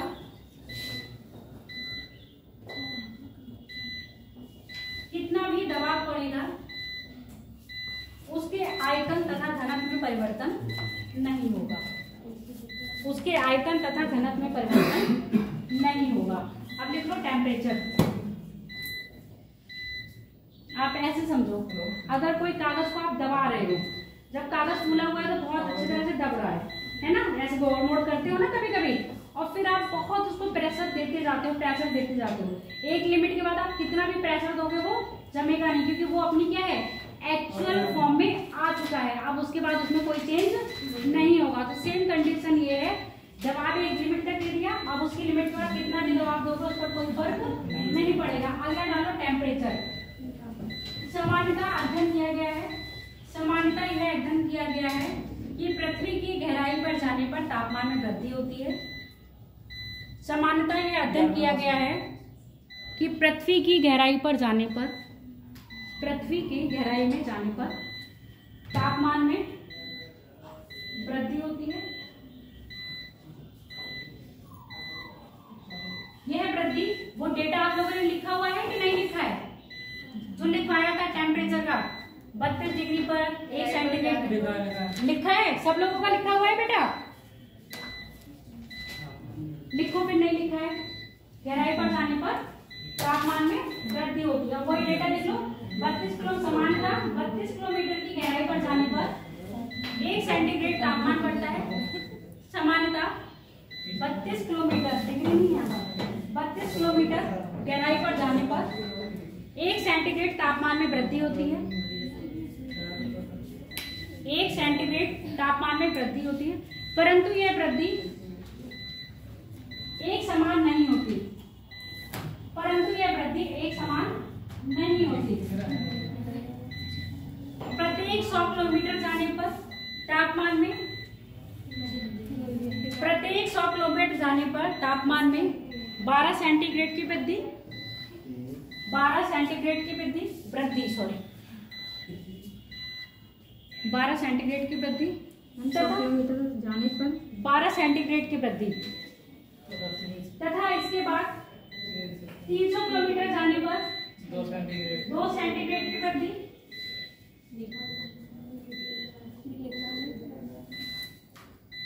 इसके बाद 1 सेंटीग्रेड की वृद्धि होती है। इसके बाद 1 सेंटीग्रेड की वृद्धि होती है। अब ये जो 1 सेंटीग्रेड की वृद्धि हो रही है, समानता क्या है आपकी 32 पर चल रही है। अब यहाँ लिखो, अब लाइन चेंज करके लिखो, पृथ्वी के अंदर तापमान, पृथ्वी के अंदर गया, पृथ्वी के अंदर, इसलिए आप सही रहा, पहले समझा दिया।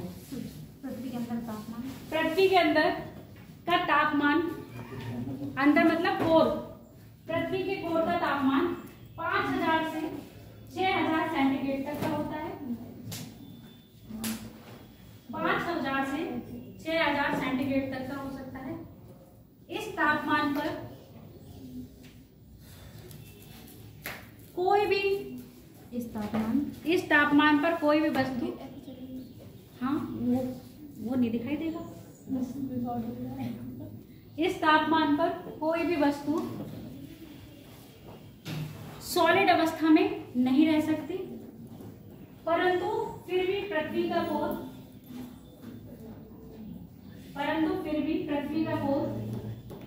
ठोस अवस्था में,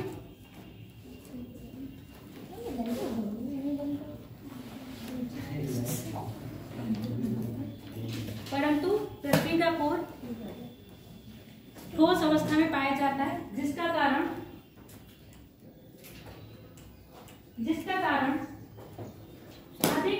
दबाव के कारण, जिसका कारण अधिक दबाव के कारण, अधिक दबाव के कारण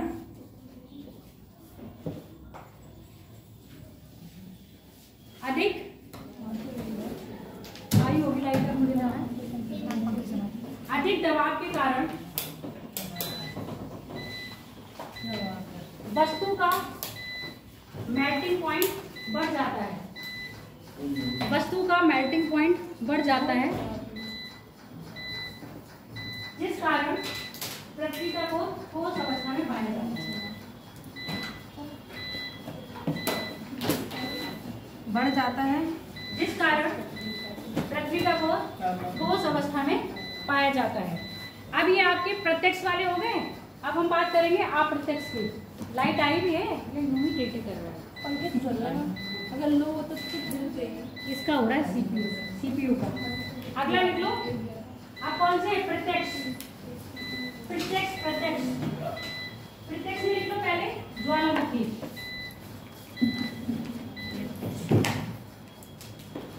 ज्वालामुखी, ज्वालामुखी उद्भेदन से पृथ्वी के अंदर का तरल मैग्मा,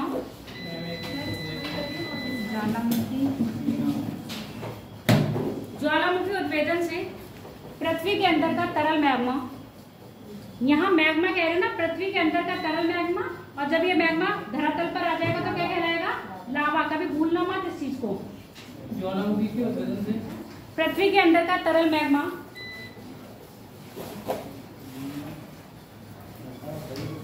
तरल मैग्मा निकलता है, पृथ्वी के अंदर का तरल मैग्मा निकलता है, जिस कारण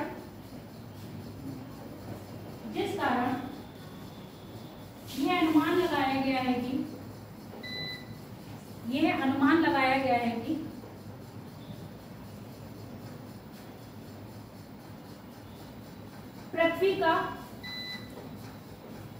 पृथ्वी की आंतरिक संरचना, पृथ्वी की आंतरिक संरचना या पृथ्वी के अंदर आंतरिक संरचना ठोस ना होके द्रव अवस्था में है। पृथ्वी की आंतरिक संरचना ठोस ना होके द्रव अवस्था में है, परंतु पृथ्वी की आंतरिक संरचना द्रव अवस्था में, परंतु पृथ्वी की आंतरिक संरचना की व्याख्या, पृथ्वी की आंतरिक संरचना की व्याख्या ज्वालामुखी उद्भेदन से स्पष्ट नहीं है, ज्वालामुखी उद्भेदन से स्पष्ट नहीं है।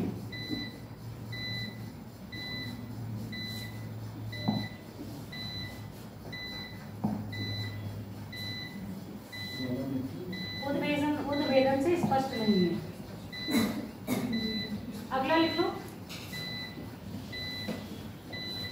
डाला कि नहीं?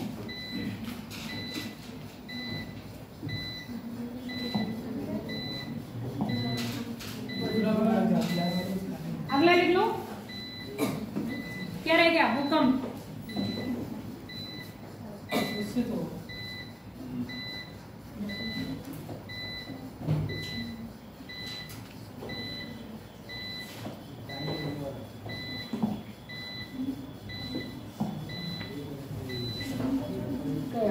भूकंप लिखो। भूकंप पृथ्वी की आंतरिक संरचना की स्पष्ट व्याख्या, पृथ्वी की आंतरिक संरचना की स्पष्ट व्याख्या भूकंपीय तरंगों द्वारा,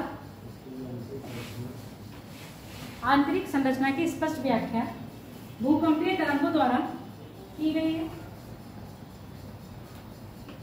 किससे मापते हैं भूकंपीय तीव्रता को? कौन से भूकंप को किससे मापा जाता है? रिएक्टर स्केल से उसकी तीव्रता मापी जाती है ना, सिस्मोग्राफ। रेटिंग किस पर आती है? सिस्मोग्राफ।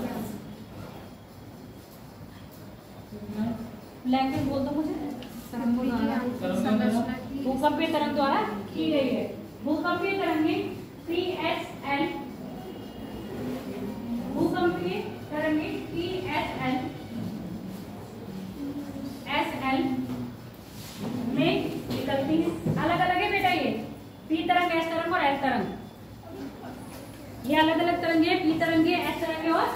गैस तरंगें, जिसमें पी तरंग तीनों माध्यम ठोस द्रव गैस, पी तरंग तीनों माध्यम ठोस द्रव गैस, ठोस द्रव गैस में गति करती है, ठोस द्रव गैस तीनों में गति करती है। एस तरंग ठोस माध्यम में गति करती है, ठोस माध्यम में गति करती है। एस तरंग ठोस माध्यम में गति करती है। ऐसे लिखो लाइन चेंज करके, 103 डिग्री से 142 डिग्री तक, 103 डिग्री से 142 डिग्री तक एस तरंग लुप्त रहती है, एस तरंग लुप्त रहती है। अब एस तरंग लुप्त रह रही है, ठीक है। और फिर लाइन चेंज करके लिखो 142 डिग्री से 142 डिग्री तक, 142 डिग्री से 142 डिग्री तक, 142 से 142। हाँ अभी बताते हैं कैसे। अब यहाँ पर लाइट है ही नहीं, क्या बताएंगे हम इसमें, तभी ये टेक्नोलॉजी इतनी कभी फेल हो जाती है। 142 डिग्री से 142 डिग्री तक पी तरंग दिखाई देती हैं। आपको भी याद होगा ना, एक चित्र बनवाया था जिसमें ठोस द्रव गैस और एस को ऐसे डिवाइड कर दिया था और पी को नीचे दे दिया था ना, तो वही डिग्री है जहां से ये पलटी है 103 से 142 तक। एस तरंग के लिए क्या लुप्त हो गई, वहां पर एस तरंग नहीं दिख रही है। और नीचे जाने पर क्योंकि पी तरंग क्या हो गई, लिक्विड को, सॉलिड को और लिक्विड को दोनों को पार करके फिर कोर को भी पार करके फिर बाहर आ गई है, तो आर पार निकल गई ना, तो इसका मतलब पता चल गया। और एस तरंग क्या हो गई, डाइवर्ट हो गई, तो पता चल गया पृथ्वी का मेंटल क्या है आपका, तरल है। अब लिख लिया ना 142 से 142 तक पी तरंग दिखाई देती है। अब लाइट चेंज करके लिखो, अतः पी तरंग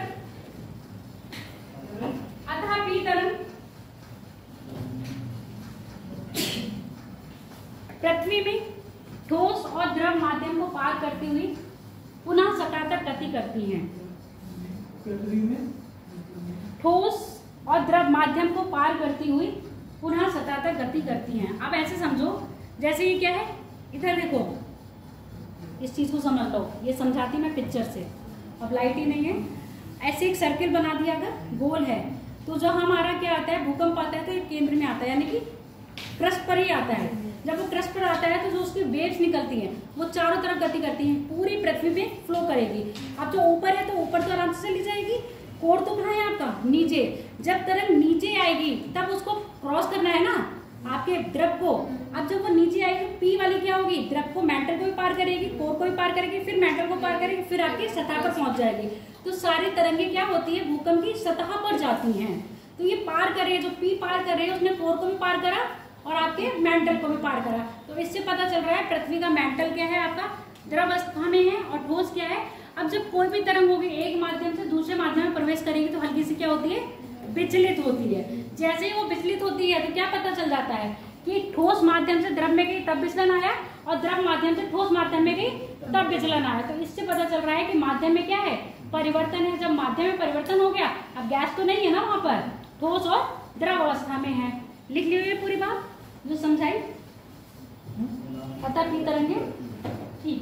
इससे स्पष्ट होता है कि पी तरंग ठोस तथा द्रव माध्यम को पार करते हुए, ठोस तथा द्रव माध्यम को पार करते हुए सतह पर परिलक्षित होती हैं। ठोस तथा द्रव माध्यम को पार करते हुए सतह पर परिलक्षित होती हैं। भूकंप परिलक्षित मतलब दिखाई देना, परिलक्षित होती हैं मतलब दिखाई देना या महसूस होती हैं। ऐसी लैंग्वेज लिखनी पड़ेगी आपको, इसलिए थोड़ा सा शब्दों को क्या करोगे, हिंदी हो या इंग्लिश हो, अपनी शब्दकोश को बढ़ाओगे। अब वो वाला चित्र बनाया था, कौन सा वाला, गुटेनबर्ग कोन वाला, सारा पूरा बनाए हो आप लोग, नहीं बनाए हो, उसी को यहाँ बनाओगे, ये वाला, ठीक है। अब यहाँ लिखो हेडिंग ऐसे लिखो, तरंगों के विचलन के आधार पर, तरंगों के विचलन के आधार पर, तरंगों के विचलन के आधार पर। अब ये कौन से तरंगे हैं बेटा? भूकंपीय तरंगे हैं। तरंगों के विचलन के आधार पर पृथ्वी की आंतरिक संरचना को, पृथ्वी की आंतरिक संरचना को विभिन्न विभिन्न स्तरों में या संवर्धन में बांटा है। विभिन्न विभिन्न स्तरों पर बांटा गया है।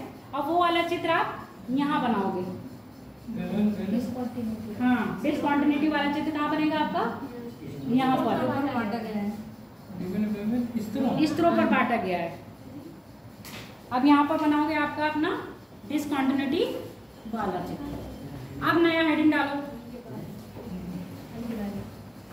अब लिखो पृथ्वी की आंतरिक संरचना का, पृथ्वी की आंतरिक संरचना का यांत्रिक विभाजन।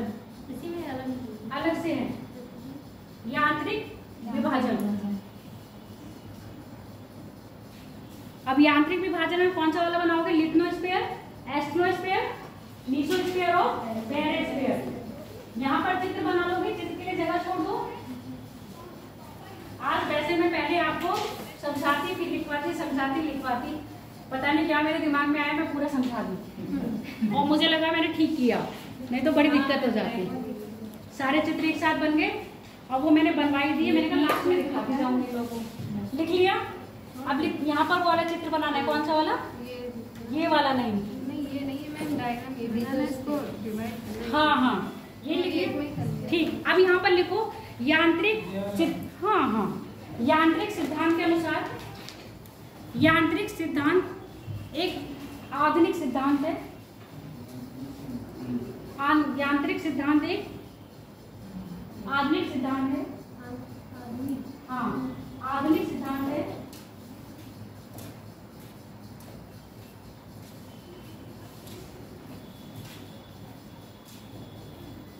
जो पृथ्वी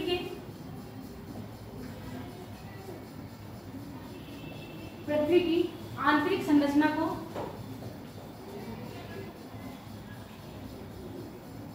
लिथोस्फीयर, एस्ट्रोस्फीयर, लिथोस्फीयर, एस्ट्रोस्फीयर,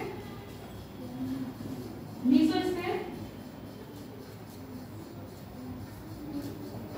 लिथोस्फीयर, एस्ट्रोस्फीयर, मीसोस्फीयर, बैरोस्फीयर। इस सिद्धांत के अनुसार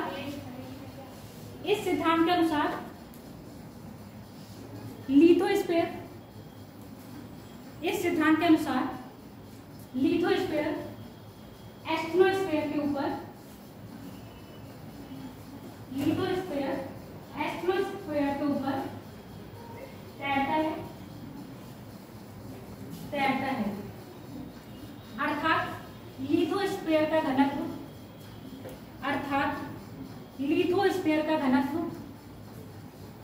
एस्ट्रोस्फीयर से कम है। लिथोस्फीयर का घनत्व एस्ट्रोस्फीयर से कम है। अब यहाँ समझ में आ गया आपको? अधिक घनत्व वाली चीज क्या करेगी? डूबेगी या तैरेगी? अधिक घनत्व वाली चीज के ऊपर अगर कम घनत्व वाली चीज होगी वो आराम से फ्लोट करेगी। तो लिथोस्फीयर का क्या है? आपका घनत्व कम है और एटमॉस्फेयर का घनत्व क्या है? ज्यादा है। इसलिए एटमॉस्फेयर पे क्या कर रहा है?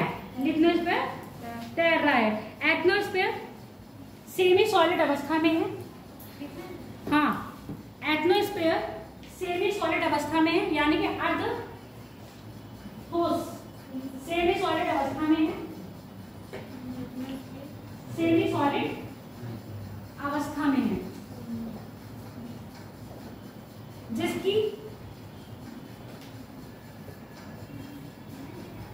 जिसकी गहराई, यानी कि जिसकी क्या होगी? गहराई बोलोगे ना, जिसकी गहराई 200 से 400 है किलोमीटर, 200 से 400 किलोमीटर तक है।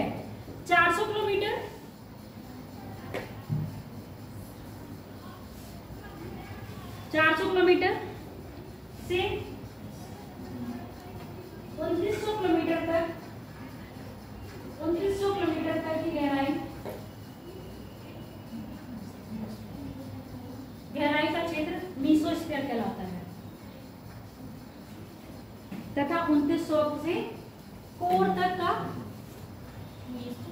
मीसोस्फीयर कहलाता है, तथा 2900 तक से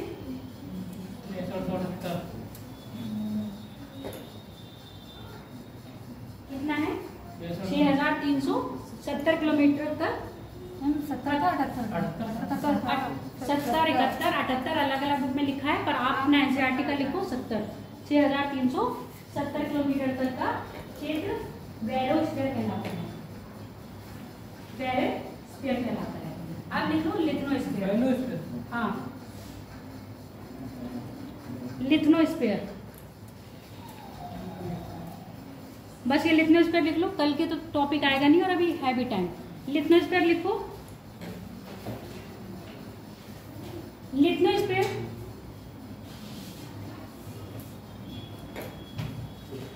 लिथनोस्फीयर लिथनोस्फीयर की क्या है गहराई 0 से 200 किलोमीटर तक है, जिसमें क्रस्ट तथा ऊपरी मेंटल 0 से 200, जिसमें क्रस्ट तथा ऊपरी मेंटल का पार्ट आता है। अतः स्पष्ट होता है कि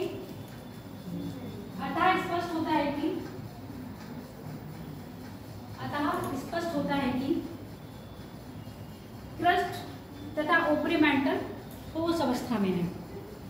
अतः स्पष्ट होता है कि क्रस्ट तथा ऊपरी मेंटल ठोस अवस्था में है, ठोस अवस्था में है।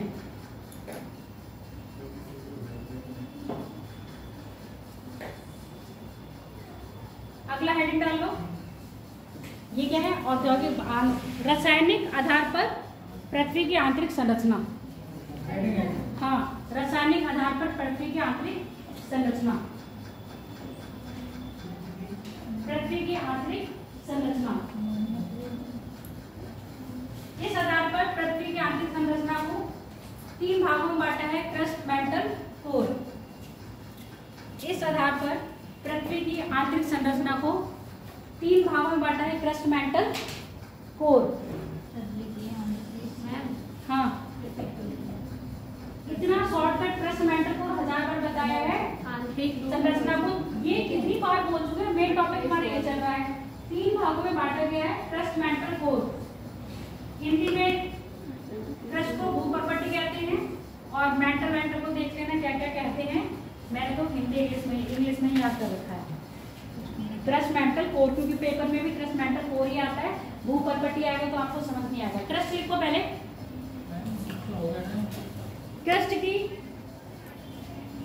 ये सोच लो, ये टॉपिक आज ही आज है, उसके बाद ये टॉपिक आपका चलेगा नहीं। समझ रहे हो, जितना पढ़ रहे हो तो आज फाइनल कर लो ये टॉपिक, चाहे 10 मिनट ओवर हो जाए। क्रस्ट की चौड़ाई मतलब गहराई लिख लो, क्रस्ट की गहराई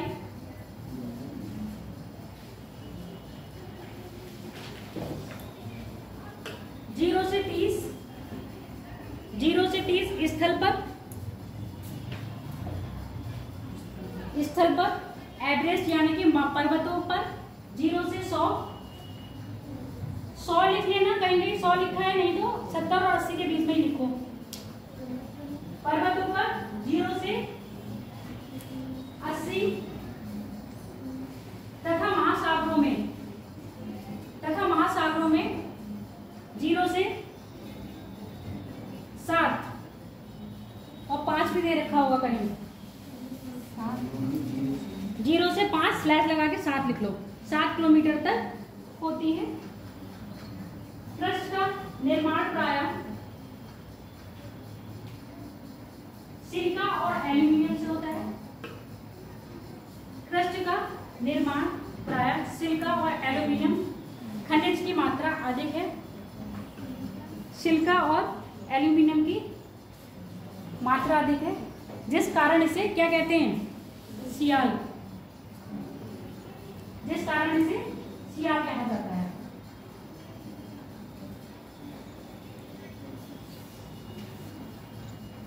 जिस कारण इसे सियाल कहा जाता है। अब लिख लो मेंटल, लास्ट है मेंटल और कोर। ये देखो यहाँ क्या एस्पेक्ट से करना यहाँ पर 104 105 की वैल्यू है, कहीं 143 दे रखा हो, कहीं 142 दे रखा होगा, तो ये चीज़ वैरी कर जाती है। तो एनसीईआरटी को फॉलो करना, जब कभी पेपर में इससे बनाते यही करना। अब फिर तुम्हारी वापस आ रही यहाँ पर ऐसे लिख नहीं है, यहाँ से क्या हो लिखो मेंटल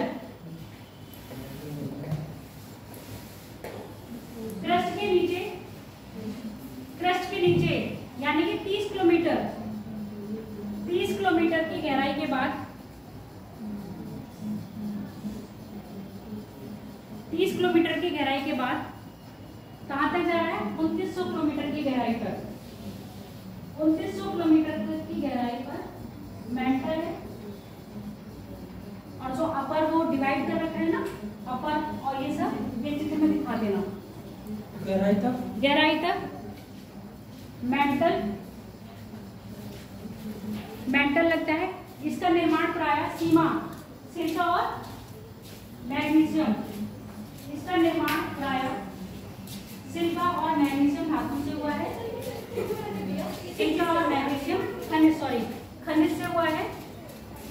अतः इसे क्या कहा जाता है? सीमा कहा जाता है। अतः इसे सीमा कहा जाता है।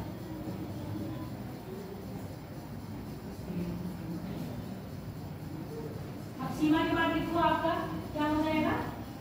कोर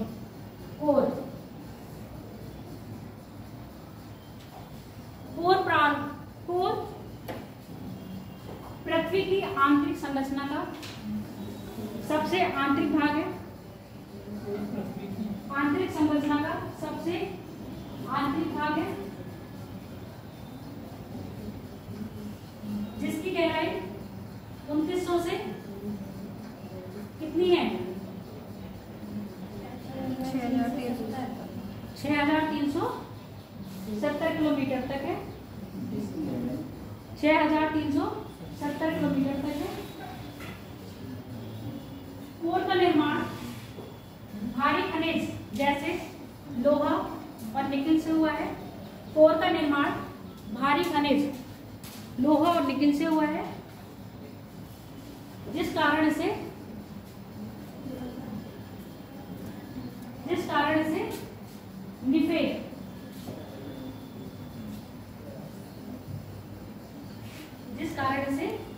निफे कहा जाता है। अब यहाँ पर दो चित्र बनाओगे, कौन से वाले? क्रस्ट, मेंटल, कोर वाला, और सियाल, सीमा और निफे वाला। दोनों ही एक ही में बता दिया है, ठीक है। अब यहाँ पर बस नोट करके एक लिख लो, नोट करके डालो।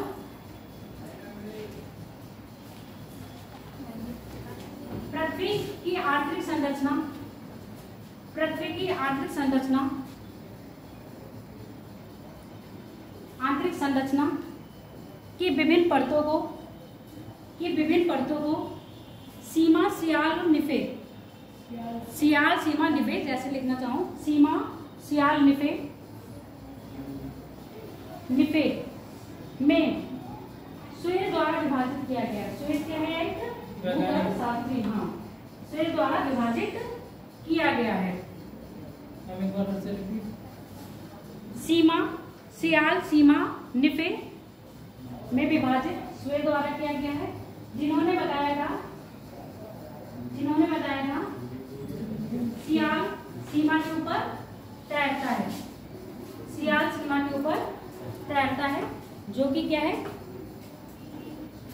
गलत है, ठीक है। ठीक। अब एक होमवर्क इसमें आपको दे रही हूँ, जो मैंने क्या है सेपरेट क्या बताई थी, जो आपकी अपर कोर और लोअर कोर को डिवाइड कौन कर रहा है? लेमैन, ठीक है, लेमैन कर रहा है ना। तो आपको ऐसे ही लिखना है कि कोर को, अपर कोर को इनर कोर से कौन अलग कर रहा है? लेमैन। फिर मेंटल को कोर से कौन अलग कर रहा है? आपका गुटेनबर्ग। तो ये सब चीजें आप लिख के कर लेना अपने में, ठीक है। और ये हो गया आपका टॉपिक खत्म।